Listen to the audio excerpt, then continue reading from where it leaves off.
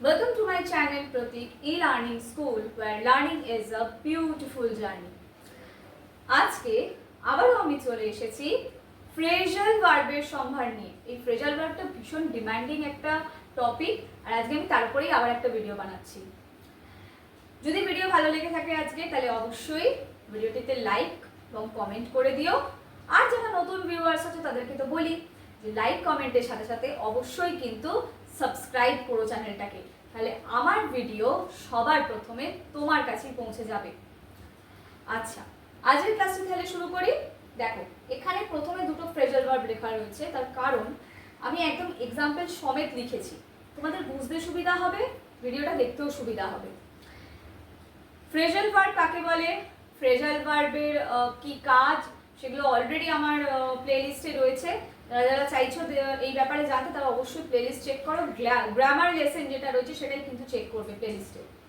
এবং বাকি যে লেসনগুলো সম্পর্কেও শিখতে চাইছো বা জানতে চাইছো সেই ক্ষেত্রে তোমরা কিন্তু করতে পারো, মানে প্লেলিস্ট চেক করতে পারো।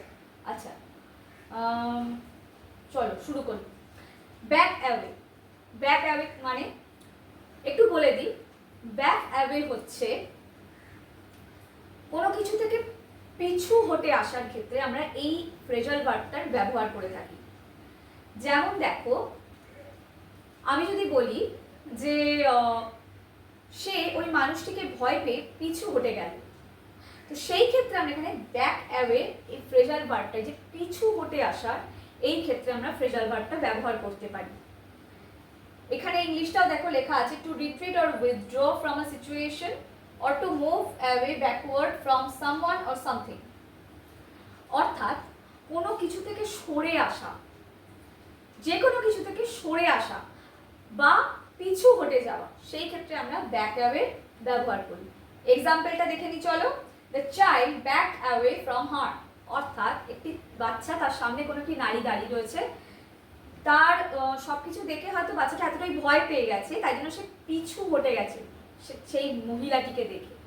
তো সেই ক্ষেত্রে এখানে যে এক্সাম্পলটা রয়েছে, the child backed away from her, অর্থাৎ সেই মহিলাটিকে দেখে পিছু হটে গেল বা পিছিয়ে, বোঝা গেল। নেক্সট হচ্ছে ক্লাউড ওভার।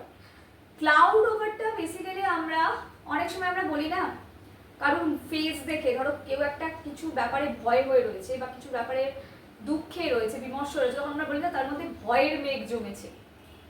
বা আমরা এটা অনেক সময় বলি, দেখো মুখটা এত থমথমে, যেন একটা কি ভয়ের মেঘ জমে রয়েছে, বা যেন একরাশ দুঃখের মেঘ জমেছে। আমরা বলি না অনেক সময় এই ধরনের কথাগুলো। তো সেই ক্ষেত্রে আমরা এই ক্লাউড ওভারটা ইউজ করতে পারি। এবং আরেকটা ক্ষেত্রেও হয় যে সেটা হচ্ছে যখন ধরো মেঘ জমছে, মানে আকাশে মেঘ জমছে, সেই ক্ষেত্রে আমরা ক্লাউড ওভারটা কিন্তু বলতে পারি। ঠিক আছে, টু বিকাম গ্লুমি অর অমিনাস হলো example. The face of her became clouded over after knowing the truth। অর্থাৎ কোনো একজন মেয়ে, সে একটা কোনো ভয়ানক সত্যির ব্যাপারে জানতে পারার পরে তার মুখটা ক্লাউডেড ওভার হয়ে গেছে, মানে একরাশ মেঘ এসে তার মনের মধ্যে বা মুখের মধ্যে এসে জমেছে। সেটা বলতে পারো ভয়ের মেঘ হতে পারে, দুঃখেরও মেঘ হতে পারে, কিন্তু সত্যিটা জেনে তার মুখে যেন একরাশ মেঘ জমেছে, এটাই বোঝাচ্ছে।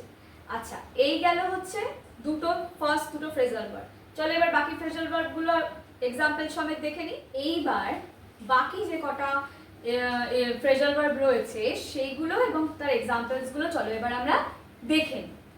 দেখো, প্রথম ফ্রেজাল ভার্বটা কি রয়েছে এখানে, ডিগ ডিগ ডিগ ডিগ। অর্থাৎ কোনো কিছু যখন আমরা ভীষণ খতিয়ে দেখি, তখন জিনিসকে আমরা খুব ডিপলি সার্চ করি বা ইনভেস্টিগেট করা হয়, সেই ক্ষেত্রে ডিগ ডিপ এই ফ্রেজাল ভার্বটার ব্যবহার করা হয়। আচ্ছা, এর এক্সাম্পলটা কি, the police dug deep into the case uncovering new evidence.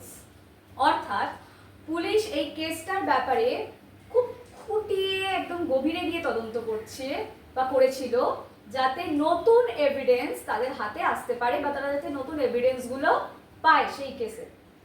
বোঝা গেল এখানে কেন ডাক ডিপ হয়েছে। আবার সেই এক কথা, পাস্টের কথা হচ্ছে, তাই ডিগটা ডাক হয়ে গেছে। নেক্সট হচ্ছে ফেস অফ। ফেস অফ মানে মুখোমুখি হওয়া, কোনো কিছু মুখোমুখি হওয়া কোনো কিছু, সেটা সিচুয়েশন হতে পারে, সেটা মানুষ হতে পারে, এক কথায় মুখোমুখি হওয়া। To confront or challenge someone, বোঝা গেল? কোনো কিছু কারোর সামনে মুখোমুখি হওয়া, বা কারোর সাথে তোমার চ্যালেঞ্জ হয়েছে, সেই ক্ষেত্রে সেই চ্যালেঞ্জের সূত্রেও মুখোমুখি হওয়া, বোঝা গেল? The two team faced off in the championship game, অর্থাৎ দুটো টিম কি হয়েছে না মুখোমুখি হয়েছে একটা চ্যাম্পিয়নশিপ গেমের জন্য, অর্থাৎ একটা খেলার জন্য, বোঝা গেল? এখানে ফেসড অফ কেন হয়েছে তার কারণ ওই একই, এটাও পাস্ট টেন্সে বলা হয়েছে।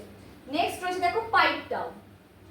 পাইপ ডাউনটা কখন ব্যবহার করা হয় না যখন চুপ করে থাকতে বলা হয়, বা চুপ করে যেতে বলা হয়, বা আস্তে কোনো কিছুকে বলা হয় আস্তে।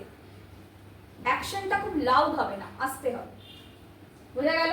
Two quiet down or become less loud, অর্থাৎ চুপ করে যাওয়া বা আস্তে হয়ে যাওয়া, মানে ধরো হাই ভয়েসে কেউ কথা বলছে, আস্তে কথা বলতে বলছে, সেই ক্ষেত্রে আমরা পাইপ ডাউনের ব্যবহার করি।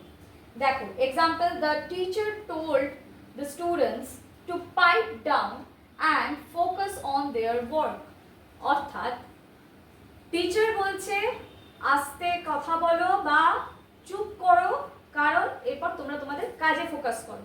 বা টিচার হয়তো তার স্টুডেন্টদেরকে বকছে যে চুপ করো এবং মন দিয়ে কাজে ফোকাস করো, এটাই হলো মেন মানেটা।